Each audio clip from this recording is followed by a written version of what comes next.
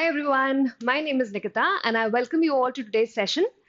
आज का सेशन होने वाला है करंट लीगल नॉलेज पर, ठीक है? Current legal knowledge simply स्टेटिंग, current legal knowledge में बेसिकली हम जितनी भी लीगल कंट्रोवर्सीज होती है उन्हें कवर करने वाले हैं, of course for the month of December 2023। जितने भी जजमेंट्स, सुप्रीम कोर्ट के जजमेंट्स जो कि इंपॉर्टेंट है, जिनसे कुछ कंट्रोवर्सीज आई या फिर कोई भी नए बिल्स इंट्रोड्यूस हुए, इस टाइप की सारी चीजें हम करंट लीगल नॉलेज में कवर करने वाले हैं, ठीक है? So we'll be doing this for the month of December 2023. Fine then, let's get started. All right. So we will be covering these topics today. Fine. We will start with the first one. चलो देखो, first thing is revamp of colonial era laws. Simple सी बात, हमने last month में ये देखा था कि हमारे यहाँ 3 बिल्स इंट्रोड्यूस हुए थे, क्रिमिनल लॉ बिल्स आए थे, और उन बिल्स के आने से हमारे जो भी पुराने वाले लॉज हैं, criminal laws specially IPC, CrPC, evidence act, वो अब रिपील हो चुके हैं, ठीक है? सो इन लॉज के बारे में हल्का फुल्का आइडिया हम ले गए, ठीक है? बेसिक आइडिया होना चाहिए, तो वही चीज हम यहाँ पे देखने वाले हैं।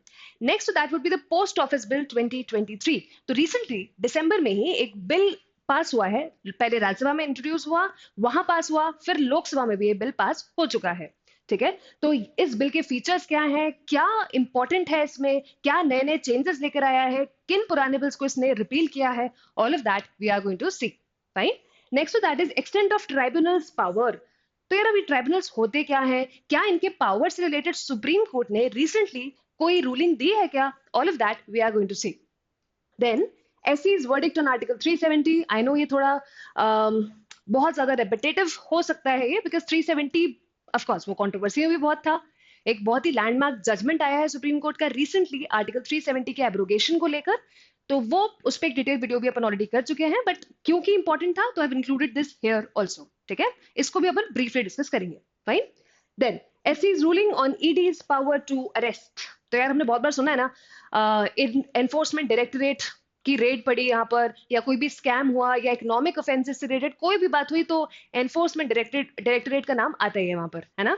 तो आज हम देखने वाले सुप्रीम कोर्ट की एक रीसेंट रूलिंग थी, एक जजमेंट था जिसमें उन्होंने ईडी के पावर्स के बारे में बात करी है, स्पेशली ईडीज पावर टू अरेस्ट, ठीक है? उस बारे में भी अपन यहाँ बात करने वाले हैं आज। So these are the things which we are going to cover in today's session.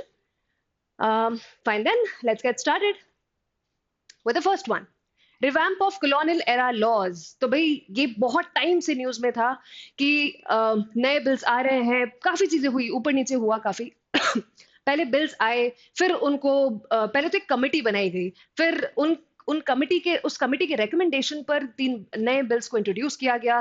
फिर बिल्स को इंट्रोड्यूस जब किया गया तो उसके अंदर कुछ अमेंडमेंट्स आए, उसके अंदर जब अमेंडमेंट्स आए तो फिर उसको एक सिलेक्ट कमेटी को दे दिया गया।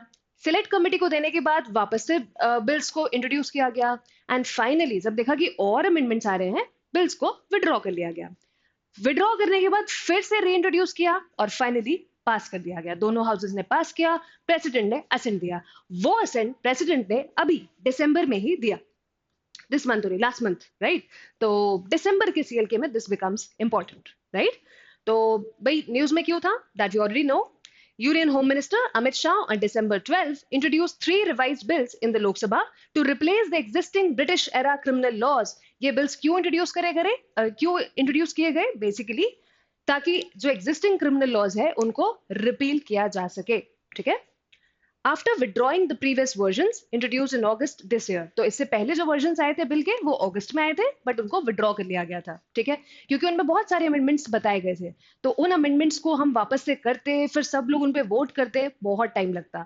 तो हमारे यूनियन होम मिनिस्टर का कहना था कि इतना टाइम हम वेट करें, इससे बेटर है कि हम इनमें चेंजेस करके फिर से इनको इंट्रोड्यूस कर देते हैं। तो these bills were reintroduced and finally passed. Fine.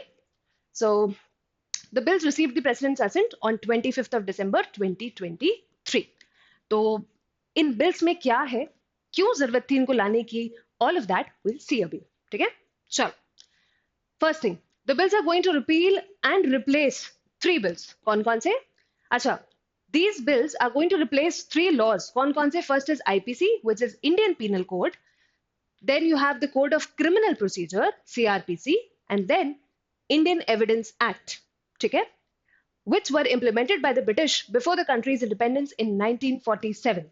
तो अगर ये जो तीन बिल्स आए, इनसे पहले की अगर हम बात करें तो पहले इंडिया में 3 लॉज थे, ठीक है। इनफैक्ट आज भी जब तक ये नए बिल्स फोर्स में नहीं आते तब तक भी हम इन 3 लॉज को यूज कर रहे हैं, क्रिमिनल लॉज को। फर्स्ट इज आईपीसी, जो आपको ऑफेंसेस के बारे में बताता है, for example theft, extortion, murder, इन सारे ऑफेंसेस के बारे में आईपीसी हमें इंफॉर्मेशन देता है, राइट। इन सारे ऑफेंसेस के पनिशमेंट के बारे में भी आईपीसी ही हमें बताता है। It's a substantive law, right. Then comes your procedural law. CrPC हमें क्लियरली बताता है कि अगर मेरे पास राइट्स हैं, अगर मेरे पास कुछ राइट्स या लाइबिलिटीज है, उनको मैं एनफोर्स कैसे कर सकती हूँ, मेरे राइट्स को एनफोर्स कैसे कर सकती हूँ, किस कोर्ट के पास मुझे जाना पड़ेगा, अगर किसी ने मेरी कोई चीज चोरी कर ली तो मैं किस कोर्ट के पास जा सकती हूँ, किस कोर्ट के पास उसका जुरिस्डिक्शन है, ऑल ऑफ दैट मुझे कहाँ मिलता है, सीआरपीसी में, ठीक है। Then comes your Indian evidence act. Indian evidence act में मुझे ये बताया जाता है भाई कौन कौन से ऐसे एविडेंसेस हैं जो कोर्ट में मैं दे सकती हूँ अपने केस को प्रूफ करने के लिए, राइट। तो Indian evidence act basically evidences से डील करता है। अभी जो 3 नए बिल्स आए हैं वो इन्हीं तीनों लॉज को रिप्लेस करने वाले हैं, ठीक है। चल ओके। तो ऐसे देखा जाए तो पहले अपने पास जहां आईपीसी था उसी की जगह पर आज अपने पास है भारतीय न्याय सेकंड संहिता 2023, जिसको शॉर्ट में हम बोल सकते हैं BNS, ठीक है। वहीं सीआरपीसी को रिप्लेस करने के लिए कौन सा है, अच्छा सीआरपीसी 1898 या फिर 1973, फाइन। पहले 1898 में था, फिर इसको रिप्लेस किया 1973 वाले एक्ट ने, एंड देन वी हैव भारतीय नागरिक सुरक्षा संहिता 2023, इन शॉर्ट BNSS, ठीक है। और वहीं इंडियन एविडेंस एक्ट को रिप्लेस किया है भारतीय साक्ष्य bill, which is BSB, fine. तो ये नए बिल्स आए हैं। चलो देखते हैं इनकी प्रोविजंस क्या क्या है। उससे पहले क्या जरूरत थी इनको लाने की, what was the need for such reforms, क्या जरूरत थी, देखते हैं। इनके भी कुछ ना कुछ रीजंस थे, ठीक है। तो जब हमारे यूनियन होम मिनिस्टर ने इन बिल्स को इंट्रोड्यूस किया था तो उन्होंने इन सारे रीजंस पे बात करी। उन्होंने बोला कि ये कॉलोनियल लेगेसी को कहीं ना कहीं दिखाते थे, ठीक है। ये बिल्स ब्रिटिशर्स हमारे लिए बना के गए थे, तो कहीं ना कहीं कॉलोनियल लेगेसी को ही आगे बढ़ाना था अगर हम इन बिल्स के साथ आगे बढ़ते तो पहली चीज तो ये थी। फिर उन्होंने कहा these bills were quite ineffective when it comes to justice delivery. तो जब जस्टिस डिलीवरी की बात आई थी तो कुछ कुछ इनके अंदर लूप होल्स थे, इसलिए भी इनको हटाना जरूरी था। आगे उन्होंने बोला देयर वर पेंडेंसी की बात करें तो भाई केसेस तो बहुत ज्यादा पेंडिंग है आज कोर्ट्स में, तो हम चाह रहे हैं कि क्विक डिस्पोजल हो, इसीलिए जो अभी नए बिल्स आए हैं उनके अंदर टाइम लाइन या चीजों को टाइम बाउंड मैनर में कंप्लीट करने पे काफी एम्फेसिस दिया हुआ है, fine. Then huge under trials, बहुत सारे अंडर ट्रायल प्रिजनर्स हमारे यहाँ थे, ट्रायल चल रहा है वैसा वाला सीन, ठीक है। तो एक रीजन ये भी था। फिर आता है आपका पुलिस इशू। तो भाई पुलिस रिलेटेड भी काफी सारे यहाँ पे इश्यूज थे जिनको इन नए बिल्स में आराम से कवर किया गया है, इसीलिए इन नए बिल्स को लाना जरूरी था, ठीक है। देन अगर हम टाइमलाइन की बात करें तो as I already told you, सबसे पहली फुर्सत में किया क्या था, एक कमिटी बनाई गई थी, ठीक है। क्रिमिनल लॉ रिफॉर्म से रिलेटेड एक कमिटी बनाई गई। कमिटी ने अपनी रिपोर्ट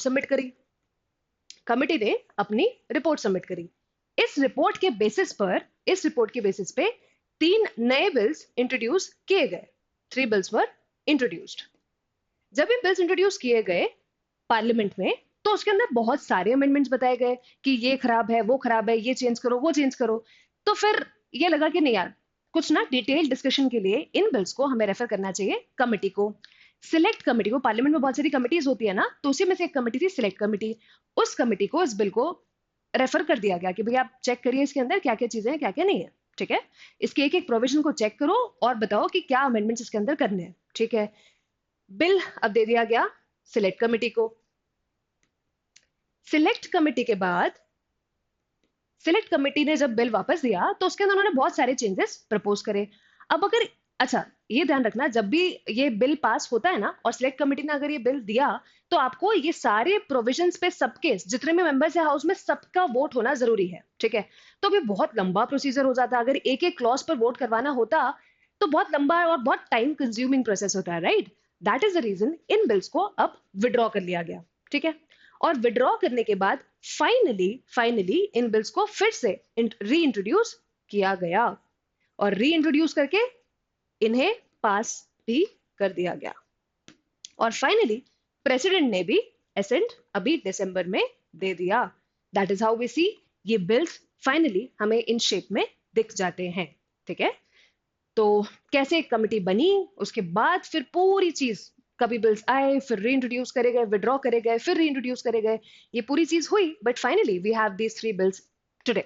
ठीक है, दे आर रेडी नाउ, बस उन्हें एनफोर्स करना है, बाकी ये बिल्स रेडी है। फाइन, चल क्या मेजर चेंजेस है अगर हम पुराने लॉज से कंपेयर करें तो इन बिल्स में ऐसे क्या मेजर चेंजेस है जो हमको पुराने लॉज में नहीं दिखते, या पुराने लॉज में ऐसे क्या चेंजेस हैं वो देखते हैं। ठीक है, चलो पहले अगर हम बीएनएस की बात करें, बीएनएस इज योर आईपीसी, मतलब आईपीसी को जिसने रिप्लेस किया दैट इज बीएनएस। अगर बीएनएस की बात की जाए तो ये सारे चेंजेस हमको दिखते हैं। ठीक है, these are the most important ones. Fine, पहला definition of terrorist act. IPC की बात करें, आईपीसी में टेररिस्ट की कोई डेफिनेशन नहीं है, या टेररिज्म रिलेटेड एक्ट की कोई भी डेफिनेशन आज के लॉ में नहीं है। तो ये जो नया बिल आया है वो टेररिज्म रिलेटेड एक्ट के को डिफाइन करता है। ठीक है, देन सेडिशन से रिलेटेड भी कुछ कुछ चेंजेस आए हैं, वो देखने को मिलते हैं। मॉब लिंचिंग जो अभी तक एक ऑफेंस नहीं था इंडियन पीनल कोड के हिसाब से, वो अब यहाँ पे एक सेपरेट ऑफेंस बना दिया गया है। इनफैक्ट उसके लिए पनिशमेंट भी बता दी गई है। Right, then introduction of community service as punishment. So community service को इंट्रोड्यूस किया गया है। ठीक है, एज पनिशमेंट। तो बहुत सारी जो छोटे छोटे ऑफेंसेस है ना, वहां पर कम्युनिटी सर्विस के तौर पे पनिश किया जा सकता है। ठीक है, compulsory collection of forensic evidence. तो भाई जहां जहां फॉरेंसिक एविडेंस कलेक्ट करना है वहां पर अब किया जाएगा। इनफैक्ट बहुत सारे केसेस में compulsory collection of forensic evidence की बात करी गई है। Mandatory audio video recording of victims statement, specially जब विक्टिम के साथ कोई सेक्सुअल ऑफेंस हुआ है तब नाउ दिस इज मैंडेटरी कि उनके जो भी रिकॉर्डिंग, जो भी स्टेटमेंट्स है वो ऑडियो वीडियो दोनों ही मोड में रिकॉर्ड किए जाएंगे, दैट टू मैंडेटरीली। ठीक है, सो ये कुछ प्रोविजंस है जो हमको बीएनएस में देखने को मिलते हैं, भारतीय न्याय संहिता 2023। फाइन, चलो इनको अपन क्विकली देख लेते हैं। पहली चीज, टेररिस्ट एक्ट पहले आईपीसी में नहीं था, अब डिफाइन कर दिया गया है। So it covers all the acts that pose a threat to India's unity, integrity, sovereignty, security, economic security और spread terror among any group. ठीक है, तो अगर ये सारी चीजें हैं तो फिर वो टेररिस्ट एक्ट में कवर हो जाएगा। ठीक है, ये अभी तक आईपीसी में नहीं था, बीएनएस में है। सेडिशन की बात करें तो sedition section 124A, section 124A of IPC में डिफाइंड है, बट बीएनएस ने सेडिशन वाली चीज को हटा दिया। उन्होंने कहा भाई सेडिशन इज व्हाट, अगर आपने ऐसा कुछ भी बोला, while exercising your freedom of speech and expression, आपने ऐसा कुछ भी बोला जो कि गवर्नमेंट के अगेंस्ट गया, लोगों में लोग इंसाइट हो गए और उन्होंने वॉयलेंटली एक्ट किया, देन दैट केस आपको सेडिशन के लिए बुक किया जा सकता है। दैट्स व्हाई अभी the offence of sedition is eliminated, अब इसको हटा दिया गया है। BNS penalises acts endangering the unity and integrity of India, पर ऐसे एक्ट्स को बिल्कुल पेनलाइज किया जाएगा if they are endangering the unity and integrity of the country. Simple सी बात, इट रिप्लेस्ड राजद्रोह विथ देशद्रोह। मतलब if you are going against the government, for example going against the government का सिंपल सा मतलब यहाँ पर ये है कि अगर आपको कोई गवर्नमेंट की पॉलिसी पसंद नहीं आई और आप उसको क्रिटिसाइज करते हो, चलेगा, अलाउड है। ठीक है, आपको सिटिजन के लिए बुक नहीं कर सकते, फाइन। पर अगर आप ऐसा कोई काम कर रहे हो जिससे आपकी कंट्री की यूनिटी या इंटेग्रिटी एंडेंजर हो रही है, देन वो नहीं चलेगा, सिंपल सी बात। ठीक है, सो दिस इज रिप्लेसिंग राजद्रोह विद देशद्रोह। देन मॉब लिंचिंग को एक नए ऑफेंस की तरह यहाँ पे एक सेपरेट ऑफेंस यहाँ पे बना दिया गया है। इनफैक्ट इसकी पेनल्टी कुछ कुछ केसेस में डेथ पेनल्टी भी दी गई है, प्रपोज की गई है इसके अंदर। ठीक है, so that is also a progressive thing. Then we've already seen this community service का इंट्रोडक्शन एज पनिशमेंट। कुछ छोटे छोटे ऑफेंसेस में हर बार जरूरी नहीं है ना कि कस्टडी में रखो, बेटर है कि कम्युनिटी सर्विस करवा लो, चलेगा। Compulsory collection of forensic evidence, this also we have seen. और इसके अलावा mandatory audio video recording of victim statement, specially जब विक्टिम के साथ कोई भी सेक्सुअल ऑफेंस हुआ है तो। ठीक है, तो ये कुछ बहुत इंपॉर्टेंट प्रोविजंस है बीएनएस के। फाइन, फिर हम आते हैं बीएनएसएस पर। बीएनएसएस बोले तो सीआरपीसी को जिसने रिप्लेस किया, सिंपल। चलो पहली बात, प्रोसीजरल कोड है। ठीक है, तो उसको जिसने रिप्लेस किया दैट इज बीएनएसएस। अब प्रोसीजर में क्या क्या चेंजेस आए वो भी देख लेते हैं। पहली चीज, accountability of police, foster a more responsible law enforcement system. तो भाई अब से पूरा फोकस इस बात पे है कि पुलिस और ज्यादा अकाउंटेबल हो जाए, राइट? तो that's one. Second, victim centric justice, मतलब लॉ में जितने भी चेंजेस आए हैं ना, पूरा फोकस उसका क्या है? विक्टिम सेंट्रिक जस्टिस, जिसका सिंपल सा मतलब विक्टिम के राइट्स को यहाँ पे रिस्पेक्ट दी जाएगी। जो भी लॉज आ रहे हैं, जो भी लॉज में चेंजेस आ रहे हैं, वो ये ध्यान रखते हुए लाया जाएगा कि विक्टिम के राइट्स वहां पे प्रोटेक्टेड रहे। सो that is promoting victim centric justice, that's another thing. And than zero FIR registration का भी प्रोविजन हमें नए कोड में मिलेगा, बीएनएसएस में मिलेगा। अब ये क्या होता है जीरो एफआईआर? सिंपल सी बात, अगर एक विक्टिम है जिसके साथ अभी अभी कोई भी ऑफेंस हुआ है, तो वो ये नहीं दिखेगा कि भाई सपोज मैं एमपी की हूं, तो मैं वहां मेरी ही जगह पर मेरा जो पुलिस स्टेशन है जिसके जुरिस्डिक्शन में मैं फॉल करती हूँ, या अम, जो जो जिसका जुरिस्डिक्शन मेरे लिए है, वहीं जाकर मैं अपनी एफआईआर रजिस्टर कराऊं, ये मुझे देखने की जरूरत नहीं। सिंपल सी बात, मैं जहां भी हूं, जो मेरे सबसे नियरेस्ट पुलिस स्टेशन है, वहां पे मैं एफआईआर लॉन्च करवा सकती हूँ, और विद इन 24 आवर्स वो पुलिस स्टेशन में जो भी ऑफिसर है, वो उस एफआईआर को, जो भी पुलिस स्टेशन है जहां पर एक्चुअली मेरा केस जाना चाहिए था, वहां पर वो खुद ही उसे पहुंचा देंगे, ठीक है? और यहाँ पर एंट्री कैसे होगी? जीरो एफआईआर के नाम से यहाँ पर एंट्री हो जाएगी। फाइन। तो ये भी एक काफी अच्छा प्रोविजन है जो यहाँ पर इन लोगों ने इंट्रोड्यूस किया है। Fine. Victims can approach any police station, किसी भी पुलिस स्टेशन में आप जा सकते हो, कोई प्रॉब्लम नहीं है। And the FIR will be transferred to the relevant station within 24 hours. FIR transfer हो जाएगी रेलेवेंट स्टेशन में 24 आवर्स के अंदर अंदर, ठीक है? That's another thing. इसके अलावा restriction on states withdrawal of cases, states के पास पावर नहीं है कि वो विक्टिम की परमिशन के बिना कोई भी केस विड्रॉ कर सकेंगे, ठीक है? तो स्टेट को यहाँ पे विक्टिम का ध्यान रखना जरूरी है। Again victim centric justice. Then timely information to victims. अब विक्टिम्स को टाइम टाइम पर इंफॉर्मेशन मिल जानी चाहिए, केस में कितना प्रोग्रेस हुआ, क्या चल रहा है क्या नहीं चल रहा है, विक्टिम को टाइम टाइम पर अपडेट करना इज ऑल्सो वेरी इंपॉर्टेंट। अभी तक ऐसा नहीं होता था कि भाई केस एक बार स्टार्ट हो गया है तो ठीक है चल रहा है, विक्टिम को कोई खबर ही नहीं है, बट अब से victim centric justice, again time bound manner में विक्टिम को बताना is important. Electronic mode for inquiries and trials. तो भाई जितने भी इंक्वायरीज या ट्रायल्स होंगे कोर्ट में, उनमें इलेक्ट्रॉनिक मोड अप्लाई किया जाएगा, वो सब इलेक्ट्रॉनिक मोड में होंगे। Fine. So this is what technological integration, हम टेक्नोलॉजी का यूज करते जा रहे हैं।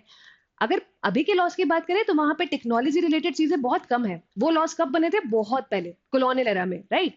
तो ये जो भी मॉडर्न चेंजेस है उन सबको भी हम इनकॉर्पोरेट कर रहे हैं नए लॉज में। Right? Okay, so this is BNSS. Now let's talk about BSS, which is replacing your Indian Evidence Act. ठीक है यार, अब एविडेंस की बात हो रही है तो सिंपल सी बात, अगर यहां भी हम टेक्नोलॉजी के साथ चले तो इलेक्ट्रॉनिक एविडेंस को डॉक्यूमेंट में काउंट करना, या फिर जैसे अभी होता है ना कोर्ट में हम डॉक्यूमेंट्स ले जा सकते हैं एज एविडेंस, वैसे ही उन्होंने कहा कि इलेक्ट्रॉनिक रिकॉर्ड भी डॉक्यूमेंट्स में शामिल हो सकते हैं। ठीक है, इस बार इनफैक्ट हो ही चुके हैं, इसकी डेफिनेशन में वो आए हैं। राइट? कोर्ट में हम डॉक्यूमेंट्स दे सकते हैं एज एविडेंस। अब अगर कोई इलेक्ट्रॉनिक रिकॉर्ड है तो क्या हम उसे भी दे सकते हैं एविडेंस में? बिल्कुल दे सकते हैं, उसे भी एक डॉक्यूमेंट की तरह ही ट्रीट किया जाएगा। ठीक है, that's one.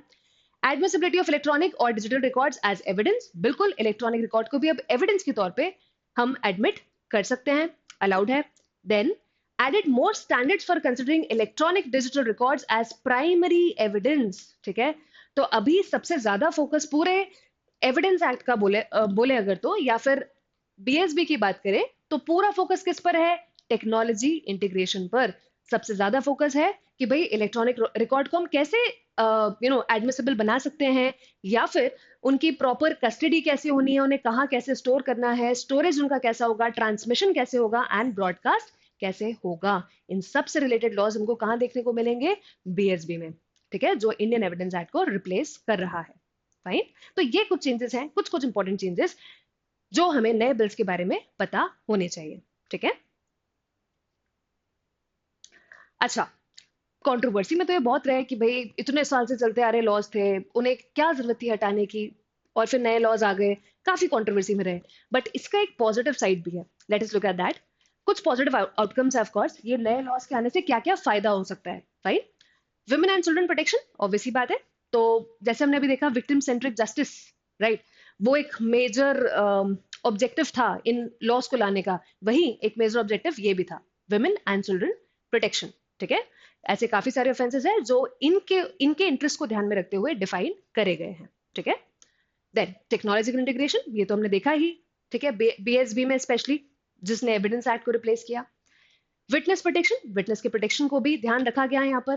Police accountability, this we have seen in the law which is replacing CrPC, उसमें अपन देख ही चुके हैं कि पुलिस को अकाउंटेबल होना जरूरी है, टाइम टाइम पे विक्टिम को इन्फॉर्मेशन देना जरूरी है। So victim centric justice, timely justice, time में अब चीजें होंगी, ऐसे नहीं कि बहुत टाइम तक केसेस पेंडिंग रहेंगे, ये वाला काम नहीं होगा।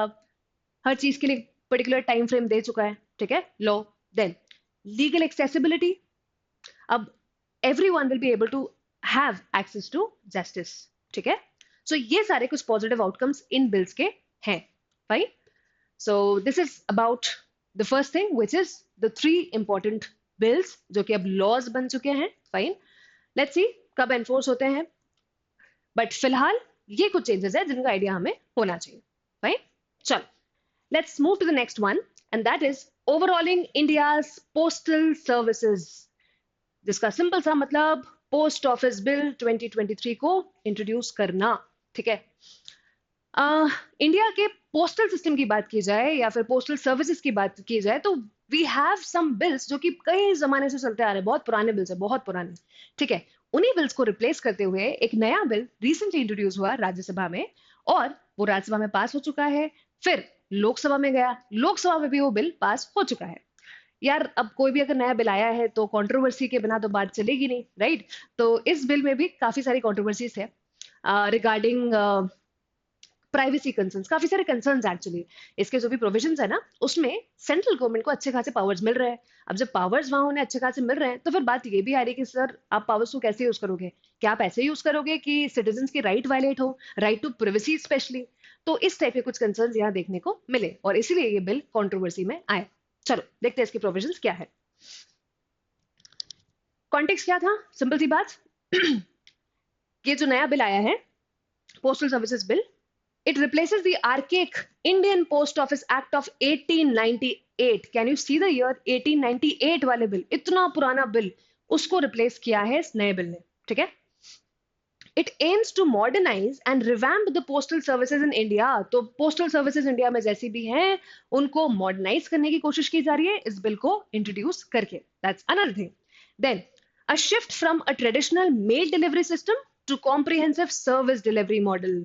तो भाई अभी तक सिर्फ ये होता था, अगर हम पोस्ट ऑफिस की बात करें तो भाई मेल डिलीवरी, ठीक है, अपना मैसेज इधर से उधर जा सकता था इसीलिए, बट अभी यहाँ पर हम एक पैराडाइम शिफ्ट देखने वाले हैं जिससे ट्रेडिशनल मेल डिलीवरी सिस्टम से अब एक चेंज क्या होगा, कॉम्प्रिहेंसिव सर्विस डिलीवरी मॉडल। और भी बहुत सारी सर्विसेज ऐसी होंगी जो पोस्ट ऑफिसेज प्रोवाइड कर पाएंगे। ठीक है, तो इस पर पूरा फोकस है और इसी फोकस से ये नए बिल को इंट्रोड्यूस किया गया। ठीक है, चलो भाई प्रोविजंस क्या है नए नए नए बिल के, सेंट्रल थीम क्या है उसे देखते हैं। पहली चीज, if I talk about the central theme of this bill, so it is to transform post offices into multi functional institutions, ऐसे इंस्टीट्यूशन जहां पे बहुत सारे फंक्शंस परफॉर्म किए जा सकते हैं, integrating services beyond mail delivery including banking facilities. ठीक है, तो ये चीजें यहां पर देखने को हमें मिलेंगी। अगर ये बिल आ जाता है, प्रेसिडेंट का असेंट इसे मिल जाता है, तो फिर हम देख सकते हैं कि भाई ये चेंजेस पोस्टल सर्विसेज में इंडिया में देखने को मिलेंगे। Fine, so integrating services beyond mail delivery, mail delivery के अलावा भी बहुत सारी सर्विसेज वो कर पाएंगे इंक्लूडिंग बैंकिंग फैसिलिटीज। ठीक है, then appointment of director general, तो भाई इसके अंदर एक अथॉरिटी भी अपॉइंट होंगे जिनको हम डायरेक्टर जनरल बोलेंगे।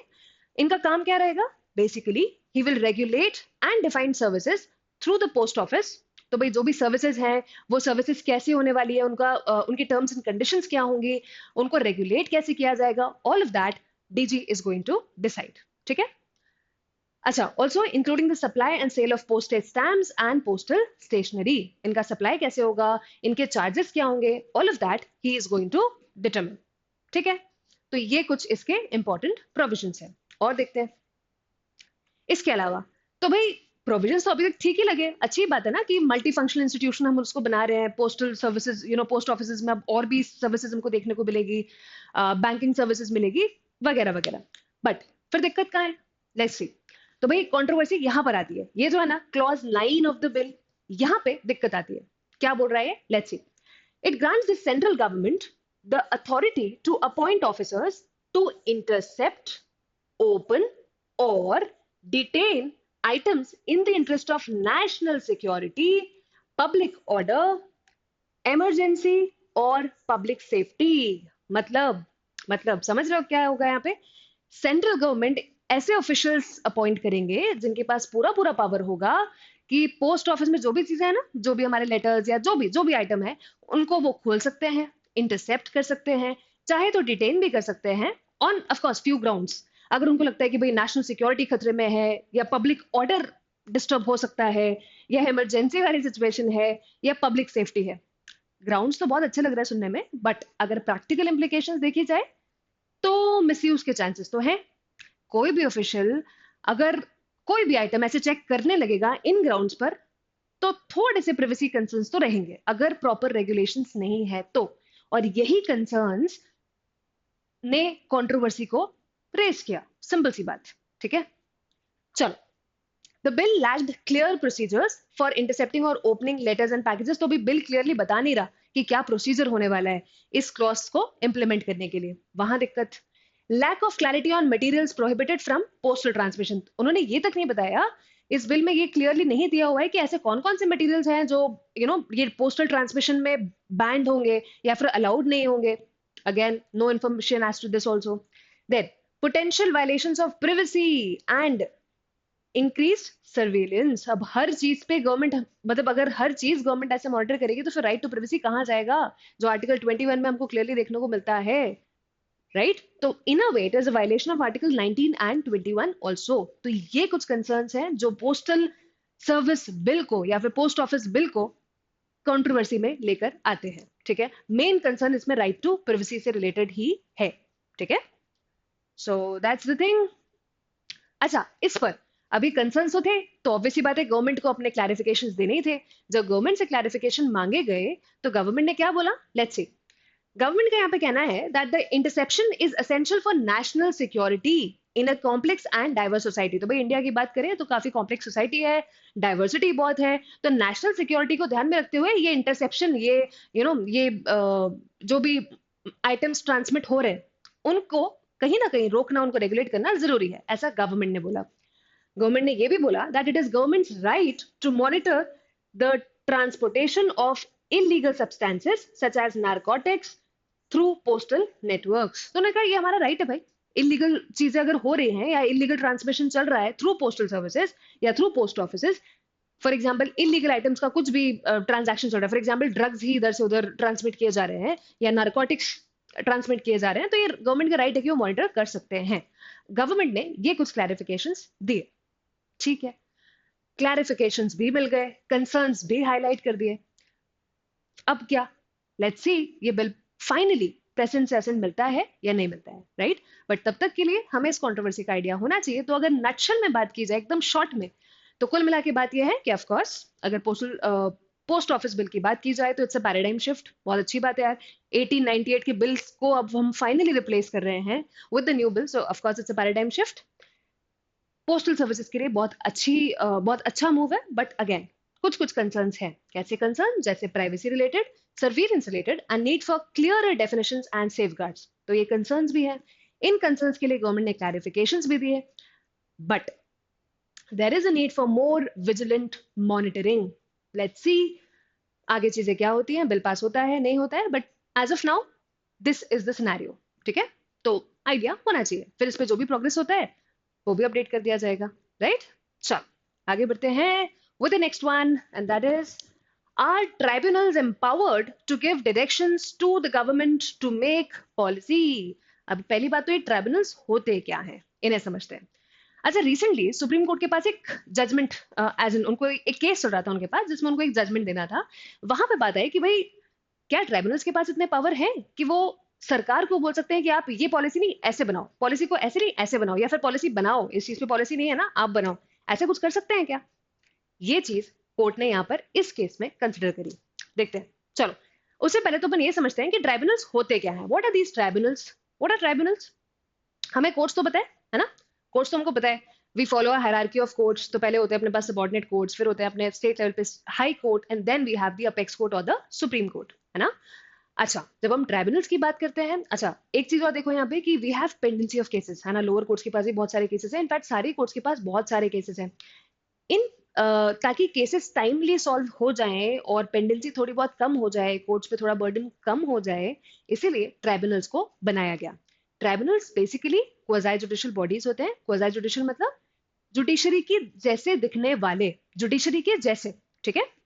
जुडिशरी नहीं, बट जुडिशरी के जैसे दिखने वाले, फाइन, उनका नेचर जुडिशली होता है। So these are quasi judicial institutions that deals with the resolution of disputes, ठीक है। तो जैसे जुडिशरी डिस्प्यूट्स को रिजॉल्व करते हैं, ट्राइब्यूनल्स भी डिस्प्यूट्स को रिजॉल्व करते हैं, ठीक है। फिर क्या difference? pertaining to administration, taxation, environment, securities, etc. तो अब यहां से समझ में आ रहा है, ये स्पेशलाइज्ड इंस्टीट्यूशंस होते हैं जहां पर हमको एक्सपर्ट्स से डिसीजन मिलता है, ठीक है। तो क्या इसका मतलब ये एक्सक्यूज मी, क्या इसका मतलब ये कि कोर्ट्स के पास वी डोंट हैव एक्सपर्ट जजेस? नहीं, इसका मतलब ये बिल्कुल भी नहीं है।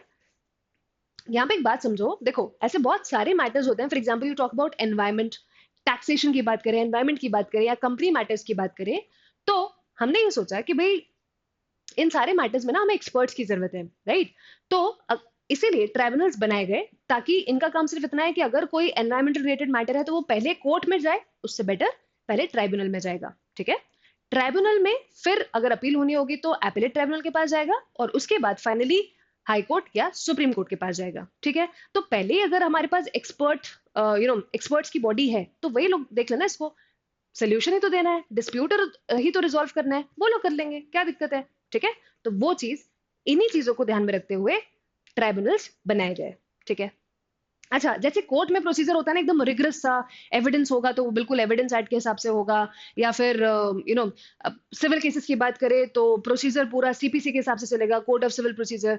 ये सारे मतलब वहां पे रिगर्स बहुत ज्यादा होते हैं, इसलिए टाइम भी ज्यादा लगता है, फॉर्मेलिटीज ज्यादा होती है। ट्राइब्यूनल्स में ऐसा कुछ भी नहीं होता, ठीक है। टू द पॉइंट बात चलती है, टाइम से केस रिजॉल्व हो जाता है, फाइन। तो फॉर्मेलिटीज यहाँ पे कंपैरेटिवली कम होती है। The tribunals were established to provide swift, cost effective and decentralized resolution of disputes across various issues, right? तो इसी मोटिव से ट्राइब्यूनल्स को बनाया गया इंडिया में, फाइन। तो आई एम प्रीटी श्योर तुम लोगों ने सुना होगा, we have NCLT, national company law tribunal, we have NGT, national green tribunal, जहां पे सारे एनवायरमेंटल रिलेटेड केसेस जाते हैं, राइट। तो इस टाइप के अपने पास ट्राइब्यूनल्स हैं। इनकम टैक्स ट्राइब्यूनल है टैक्स रिलेटेड मैटर्स के लिए, दैट वे। इनके फीचर्स क्या होते हैं एक बार देख लेते हैं। प्रिंसिपल्स ऑफ नेचुरल जस्टिस, तो भाई सिंपल सी बात, इनको कुछ प्रिंसिपल्स का ध्यान रखना होता है, जैसे जस्टिस, इक्विटी, फेयरनेस, इन चीजों का ध्यान इनको रखना पड़ता है, ठीक है। They are not bound by code of civil procedure, CPC से they are not governed, right. उनको दे आर नॉट बाउंड, उनको वो सारे प्रोसीजर्स को नहीं भी अगर ध्यान रखे तो भी चलेगा, ठीक है। बहुत ज्यादा फॉर्मेलिटीज का ध्यान नहीं रखना है, जैसे कोर्ट्स को रखना पड़ता है। देन सब्जेक्ट एक्सपर्टीज, ऑब्वियसली बात है, यहाँ पे जितने भी मेंबर्स होते हैं ना, जो भी प्रिसाइडिंग ऑफिसर्स होते हैं, जैसे कोर्ट में जजेस होते हैं ना, वैसे ही ट्राइब्यूनल में कुछ प्रिसाइडिंग ऑफिसर्स होते हैं, और वो सब एक्सपर्ट होते हैं। किस चीज के एक्सपर्ट? जिस भी चीज का वो ट्राइब्यूनल है। फॉर एग्जाम्पल अगर वो नेशनल ग्रीन ट्राइब्यूनल है, मतलब एनवायरमेंटल रिलेटेड, तो जितने भी एक्सपर्ट्स होंगे या जितने भी प्रिसाइडिंग ऑफिसर्स होंगे, उनमें से मेजोरिटी एनवायरमेंटल लॉ के स्पेशलिस्ट होंगे, ठीक है। So that's the thing. Then appellate authority, तो भाई इनके बहुत सारे केसेस अपील में भी जा सकते हैं, कोई दिक्कत नहीं, इन्हीं की एपलेट अथॉरिटीज भी होती है, सही भी है। एंड टाइम बाउंड रेजोल्यूशन, बहुत ही टाइम बाउंड मैनर में, कोर्ट्स के कंपैरिजन में यहाँ पर हमें टाइम कम लगता है और चीजें जल्दी रिजॉल्व हो जाती हैं, ठीक है। So this is time bound resolution, fine.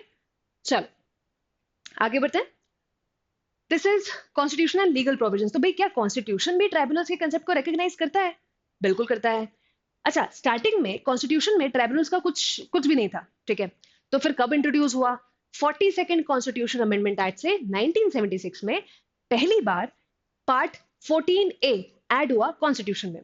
जब ये पार्ट ऐड हुआ तो एक नया ट्राइब्यूनल्स के नाम से एक नया पार्ट वहां पे आ गया। 14A किस पे था? ट्राइब्यूनल्स पे, ठीक है। अच्छा, अब इसके अंदर इस पार्ट में सिर्फ दो आर्टिकल्स है, एक आर्टिकल 323A और एक आर्टिकल 323B। आर्टिकल 323A बात करता है एडमिनिस्ट्रेटिव ट्राइब्यूनल्स के बारे में, और आर्टिकल 323B बात करता है ट्राइब्यूनल्स फॉर अदर मैटर्स। बाकी मैटर्स के लिए भी जो ट्राइब्यूनल्स होते हैं वो 323B में बात करी गई है, ठीक है। तो अगर ट्राइब्यूनल्स की बात करें तो आज कॉन्स्टिट्यूशन में भी ट्राइब्यूनल्स की बात की गई है। फाइन, चलो। Then we have jurisdiction of tribunals. Jurisdiction का मतलब क्या होता है? You have the power to exercise your authority. कितने एरिया में? बस, दैट इज ज्यूरिसडिक्शन, ठीक है। ऐसे एरिया में जहां पर आप आपकी अथॉरिटी को एक्सरसाइज कर सकते हो, that is nothing but your jurisdiction. तो इनका ट्राइब्यूनल्स का ज्यूरिसडिक्शन कहां तक होता है? सिंपल सी बात, स्पेशलाइज्ड एरिया में। मतलब एक लॉ बनता है, फॉर एग्जाम्पल अगर हम एनजीटी की बात करें, which is, let's take an example, we have national green tribunal,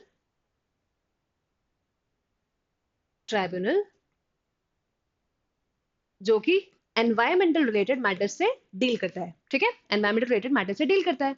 अब एनजीटी एक्ट बना था 2010 का, पार्लियामेंट ने एक एक्ट बनाया एनजीटी एक्ट। उस एक्ट में सब कुछ लिखा हुआ है कि एक ट्राइब्यूनल बनेगा, ट्राइब्यूनल के प्रिसाइडिंग ऑफिसर्स कौन होंगे, उनकी क्वालिफिकेशंस क्या होगी, उनका काम क्या होगा, अपील कैसे आएगी, एप्लीकेशन कैसे फाइल की जाएगी, वो सब कुछ उस एक्ट में लिखा हुआ है। तो जो एक्ट में इनके बारे में दिया गया है, इनको उसी एक्ट के बाउंड्री में रहकर काम करना है, ठीक है। एनजीटी एक्ट के अंदर ही एनजीटी को अपना काम करना है, इनका जुरिस्डिक्शन वहीं तक लिमिटेड है। फाइन। स्टैट्यूटरी ग्रांट, ऑब्वियसली बात है, जो इनको अथॉरिटी कहां से मिलती है? उस एक्ट से, ठीक है। स्टैट्यूट या फिर एक्ट से दे गेट द अथॉरिटी। अगर एनजीटी एक्ट है तो वही एक्ट इनको पावर दे रहा है, ठीक है। अपील मैकेनिज्म, बिल्कुल अपील भी हो सकती है, ठीक है। अपील क्यों भी जरूरी है कि भाई ये देख लिया जाए कोई एरर तो नहीं है, वो सारी चीजों के लिए अपील होती है, और अपील बिल्कुल होती है। एपलेट बॉडीज के पास जाती है पहले, और उसके बाद फिर हाई कोर्ट और सुप्रीम कोर्ट में, ठीक है। So that's how it is, इनका जुरिस्डिक्शन ऐसा है। फाइन। तो अच्छा, एक second before we come to this, इस वाले केस में कोर्ट ने सिंपल सी बात ये बोली थी, क्योंकि अपन यहाँ पे ट्राइब्यूनल्स के बारे में बात कर रहे थे, तो ये जरूरी है बताना।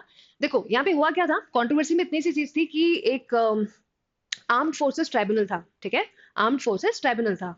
तो उन्होंने सरकार से बोला, गवर्नमेंट को बेसिकली बोला कि उनको डायरेक्शंस दिए कि आप एक ऑफिसर की पोस्ट को फिल करना था वहां पर, तो उन्होंने कहा कि आप इसके लिए कुछ पॉलिसीज बनाइए ताकि ये पोस्ट जल्दी से फिल हो जाए, ठीक है।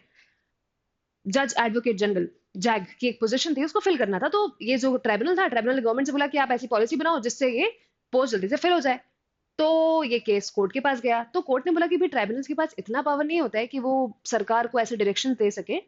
सिंपल सी बात, ट्राइब्यूनल्स के पास इतना ही पावर है कि वो जो भी उनको, जिस भी एक्ट से वो बने हैं, उस एक्ट के अंदर जो भी चीजें दी गई हैं उसके हिसाब से वो चले और टाइमली चीजों को डिस्पोज कर दे। गवर्नमेंट को ऑर्डर्स देना ये इनका काम नहीं है, ठीक है। तो ये चीज ट्राइब्यूनल के लिए इस केस में कोर्ट ने बोली थी, ठीक है।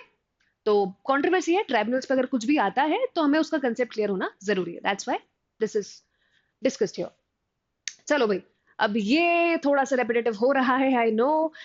सुप्रीम कोर्ट का वर्डिक्ट आर्टिकल 370 पे, इसलिए यहाँ पर हम इसको ब्रीफली डिस्कस करेंगे।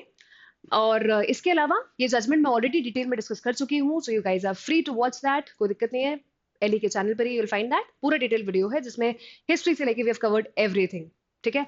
पूरी टाइमलाइन उसके अंदर क्लियरली दे के रखी हुई है, बट ठीक है, इंपॉर्टेंट था, सीएलके का पार्ट है। So briefly will discuss this here also, right, एकदम briefly. So supreme court's upheld the abrogation of article 370।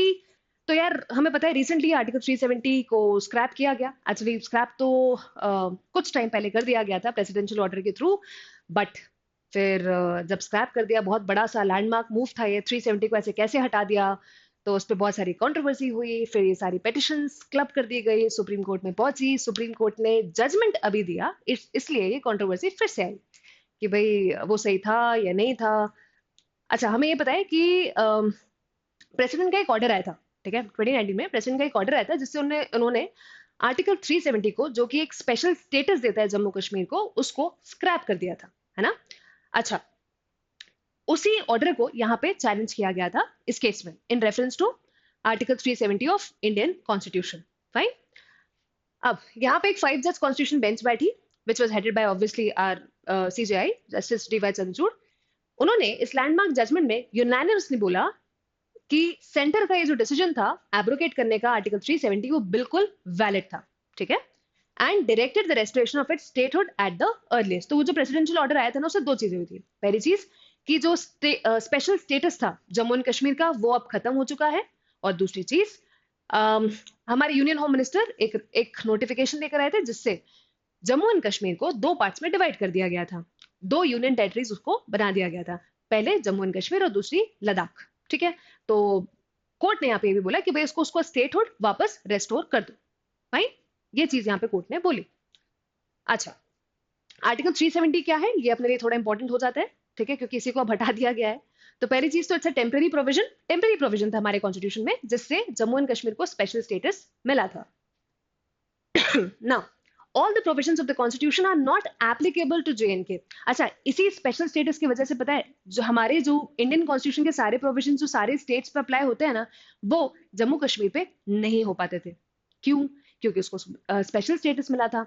मतलब उनकी उनकी जो लेजिस्लेटिव असेंबली है, उनके पास ज्यादा पावर था। ठीक है, तो फिर इंडिया का रोल क्या था वहां पे? इंडिया का रोल बहुत ही लिमिटेड था। मतलब all the provisions of constitution are not applicable to JNK except for defense, foreign affairs, finance and communication. सिर्फ इन चार मैटर्स में इंडिया का रूल वहां पे एप्लीकेबल था, बाकी नहीं था। बहुत ही रिस्ट्रिक्टिव, बहुत ही ज्यादा नैरो था ये, है ना, बहुत ही ज्यादा रिस्ट्रिक्टेड था ये। और इसलिए इसको स्क्रैप कर दिया गया। Of course the states residents live under a separate set of laws. तो भाई जेएनके के जो भी लोग थे, उनके लिए अलग ही सेट ऑफ रूल्स या लॉज चलते थे वहां पर, including those related to citizenship, ownership of property etcetera. ये सारे लॉज उनके अलग ही चलते थे। पूरी इंडिया के अलग, जेएनके के रूल्स अलग। It gives JNK unique power to have separate prime minister, president, flag, constitution. तो ये आर्टिकल 370 था जो उनको एक बहुत ही ज्यादा एक्स्ट्रॉर्डनरी पावर दे देता था जेएनके को, जिससे वो अपने उनका फ्लैग अलग होता, उनका फ्लैग अलग वो रख सकते थे, या उनका कॉन्स्टिट्यूशन अलग, सारी चीजें उनको मतलब अच्छा खासा पावर मिला हुआ था। ठीक है, बट अब ये स्क्रैप हो चुका है। मतलब इंडिया के साथ इनको वापस इंटीग्रेट कर लिया गया है। राइट, तो अब जो लॉज पूरी इंडिया पे एप्लीकेबल है, एज इट इज वो भी जेएनके पे अप्लाई होंगे। सिंपल। बस इसी चीज को, एब्रोगेशन को ही कोर्ट ने अपील कर दिया था इस केस में। ठीक है। अच्छा, इस जजमेंट के की हाइलाइट्स क्या है, बस उसे देख लेते हैं। 467 पेज का जजमेंट था, कॉन्स्टिट्यूशनल बेंच का था। इसने अपील की वैलिडिटी प्रेसिडेंशियल ऑर्डर की। कौन सा प्रेसिडेंशियल ऑर्डर? जिससे आर्टिकल 370 स्क्रैप हो गया था। The bench headed by CJI D.Y. Chanchud comprised Justice B.R. Gavai, Justice Suryakant, Justice Sanjay Kishan Kaul and Justice Sanjeev Khanna. So it was a constitutional bench, 5 judges की थी। Then this is it, उतना काफी है उसके लिए। अगर detail में देखना हो तो of course we have the video, you can watch that. Okay? Okay, let's talk about this also. तो यार ये तो बहुत ही इंटरेस्टिंग है। मतलब ईडी के बारे में तो इन्फॉर्मेशन होनी चाहिए, है ना। ईडी कौन होता है? Enforcement directorate. ये क्या है? हमने ये तो सुना है ना न्यूज में बहुत बार कि यार ईडी का छापा पड़ा, या फिर अभी अरविंद केजरीवाल ईडी के स्कैनर में थे, या फिर ईडी ने उनको भी काफी परेशान किया। तो ईडी से जितना दूर उतना ही अच्छा, वैसा वाला सीन। तो ईडी है क्या? अभी रिसेंटली सुप्रीम कोर्ट ने ईडी के पावर्स से रिलेटेड कुछ कुछ बात करी। ठीक है, कुछ जजमेंट्स आए थे जिसके अंदर ईडी के पावर से रिलेटेड कुछ कुछ बात हुई। कैसे पावर? उनके अरेस्ट करने के पावर से रिलेटेड। ठीक है, तो देखते हैं कोर्ट ने क्या बोला। Let's see. So enforcement directorate's power to arrest. Fine, पहले तो ये समझते हैं ईडी है क्या भाई। What is enforcement directorate? What is ED? Let's see. It is an Indian government agency, Indian government की एक एजेंसी है, which is established in Delhi on May 1st 1956। तो दिल्ली में एस्टैब्लिश हुई, इसका हेडक्वार्टर्स दिल्ली में है, और 1 मई 1956 में एस्टैब्लिश हो गई थी। क्यों एस्टैब्लिश करी गई? What was the reason? To enforce economic laws in India. और इनका काम मेजरली ये होता है कि इन्हें कॉम्बैट करना होता है इकोनॉमिक ऑफेंसेस से। ठीक है, जैसे कि इकोनॉमिक ऑफेंसेस मतलब मनी लॉन्ड्रिंग, ठीक है, या फिर unlawful distribution of foreign exchange, इन सारी चीजों से इनको डील करना पड़ता है। फाइन। सो जितने भी इकोनॉमिक लॉज हैं उनको ये एनफोर्स करते हैं इंडिया में। फाइन। तो अब ब्लैक मनी, मनी लॉन्ड्रिंग से रिलेटेड जहां भी होगा ना, ईडी का नाम वहां पे डेफिनेटली देखने को मिलता है। फाइन। तो अगर किसी भी मिनिस्टर के पास या किसी के भी पास बहुत ज्यादा वेल्थ होती है, तो फिर ईडी वहां पे पहुंच जाती है, वैसा वाला सीन है। ठीक, तो ठीक है। पर यहाँ पे क्या ये हर किसी को जाकर अरेस्ट कर सकते हैं? क्या उनको बिना बताए अरेस्ट कर सकते हैं? उनको उनके ग्राउंड्स? ये वाला क्वेश्चन कोर्ट में इस केस में आया था। तो भाई बात ये हुई कि ईडी के पास पावर्स तो है किसी को भी अरेस्ट करने के। ऑफ कोर्स अगर कोई भी इकोनॉमिक ऑफेंस कमिट किया है किसी ने तो आप अरेस्ट तो कर सकते हो, बट क्या ये पावर एब्सोल्यूट है?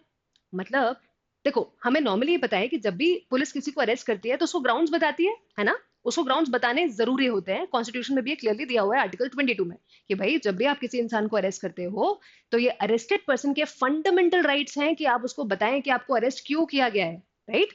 ग्राउंड्स ऑफ अरेस्ट बताना इज वेरी इंपॉर्टेंट। फाइन, ये चीज आर्टिकल 22 में भी हमको देखने को मिलती है कॉन्स्टिट्यूशन में, और सीआरपीसी में भी हमको ये देखने को मिलती है। फाइन, अच्छा, तो जब ईडी अरेस्ट करेगी तब क्या सेम चीज यहां पर भी एप्लीकेबल है? देखते हैं। देखो, there is a law called PMLA which is prevention of money laundering act. ठीक है, prevention of money laundering act. तो बेसिकली ये लॉ क्या करता है? प्रिवेंशन के बारे में बताता है कि मनी लॉन्ड्रिंग को हम कैसे प्रिवेंट कर सकते हैं। ठीक है, अच्छा, ये जो लॉ है ये बात करता है ईडी के अरेस्ट करने के पावर के बारे में। It authorises ED to arrest individuals based on credible evidence. मतलब अगर ईडी के पास क्रेडिबल इंफॉर्मेशन है या एविडेंस है तो वो आराम से इनको अरेस्ट कर सकती है। That's one. उसके अलावा सेक्शन 19 क्या बात करता है? Section 19 of PMLA emphasizes the need for informing the arrested persons of the grounds for arrest at the earliest। मतलब इसी का जो सेक्शन 19 है वो क्लियरली ये बात करता है कि भाई जितने जल्दी हो सकता है आपको अरेस्टेड पर्सन को उसके ग्राउंड्स बताने जरूरी है कि उसको अरेस्ट किया तो क्यों अरेस्ट किया, ग्राउंड्स बता दो, रीजन तो बताओ क्यों अरेस्ट किया, वो चीज। ठीक है, तो ये यहां पर उन्होंने क्लियर किया। चलो और देखते हैं। पर दिक्कत क्या हुई? यहां पर कॉन्स्टिट्यूशन की दो बेंचेस ने अलग अलग डिसीजन दिए। ठीक है, और थर्ड केस जो आया उसमें ये अलग अलग डिसीजंस को फोर फ्रंट में लाया गया। देखते हैं। तो सुप्रीम कोर्ट के यहाँ पे डाइवर्जेंट व्यूज थे। एक जज बेंच बोल रही है कि नहीं नहीं, ग्राउंड्स बताना जरूरी नहीं है। एक जज बेंच बोल रही है कि नहीं नहीं, ग्राउंड्स बताना जरूरी, वो भी रिटन में होना जरूरी है। तो थर्ड वाला जो केस है उसमें कहा यार करना क्या है, इधर माने या इधर माने, वैसा वाला सीन। देखते हैं। तो भाई पहले केस आया 2014 में, Vijay Madan Lal Chaudhary versus union of India. Supreme court का एक केस था जिसमें उन्होंने बोला कि orally informing the accused of the grounds of arrest is sufficient. मतलब अगर आप अक्यूज्ड को ओरली बता दोगे ना कि भाई आपको इसलिए अरेस्ट किया क्योंकि आपके पास ब्लैक मनी पाया गया है या जो भी है, ठीक है, अगर ओरली भी आपने सिर्फ बोल दिया ना चल जाएगा। ये सुप्रीम कोर्ट के थ्री जज बेंच ने बोला था 2014 में। ठीक है, फिर एक केस आया अभी अक्टूबर में 2023 में, which was Pankaj Bansal versus union of India, जिसमें कोर्ट ने बोला to provide written grounds of arrest to the accused at the time of arrest. मतलब अगर आप अरेस्ट कर रहे हो तो आपको पहले रिटन ग्राउंड्स दिखाना जरूरी है, उनको राइटिंग में दिखाओ कि अरेस्ट किया क्यों जा रहा है। ठीक है, दैट्स द थिंग। थर्ड, फिर अभी क्या हुआ कि रिसेंटली कुछ महीनों पहले राम किशोर अरोड़ा केस, इस केस में क्या हुआ कि Ram Kishore Arora versus ED enforcement directorate, ED ने इनको अरेस्ट किया। अब जब अरेस्ट किया तो ईडी ने इनको ओरली ग्राउंड्स बता दिए बस। तब इन्होंने, इनके लॉयर ने ऑफ कोर्स, इनके इनके एडवोकेट ने ये लॉज देखे होंगे और कोर्ट में उन्होंने इसी चीज को, इसी कंट्रोवर्सी को लाके खड़ा कर दिया। उन्होंने बोला कि भाई देखो, सुप्रीम कोर्ट के इस पर डाइवर्जेंट व्यूज है और ये डाइवर्जेंट व्यूज, डाइवर्जेंट मतलब अलग अलग व्यूज है, एक ही टॉपिक पर अलग अलग व्यूज। तो ये चीज इन्होंने इस केस में हाईलाइट करी। जब हाईलाइट करी तो फिर कोर्ट के सामने ये बात आई और कोर्ट ने फिर इस पर डिस्कशन स्टार्ट किया कि भाई कौन से व्यू को मानेंगे, इसको या इसको, क्योंकि दिया तो दोनों ही सुप्रीम कोर्ट ने, अलग अलग बेंचेस ने, किसको माने।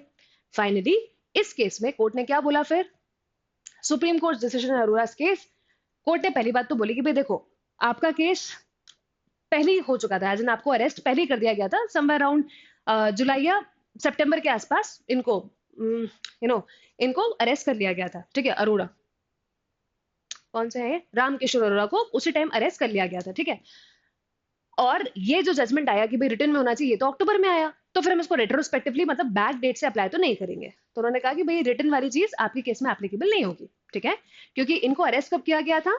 इनको अरेस्ट किया गया था समवेयर अराउंड अगस्त या फिर जुलाई अगस्त के आसपास इनको अरेस्ट किया गया था। और सुप्रीम कोर्ट के जिसमें रिटर्न ऑर्डर वाली बात आई वो आया अक्टूबर में, तो उन्होंने कहा कि हम बैक डेट से उसको अप्लाई नहीं करेंगे, no retrospective effect. Second, oral communication suffices to meet the legal requirements। तो भाई सिंपल सी बात, अगर ओरली भी आपको ग्राउंड्स बता दिए गए अरेस्ट करते टाइम तो वो भी चलेगा, चलेगा।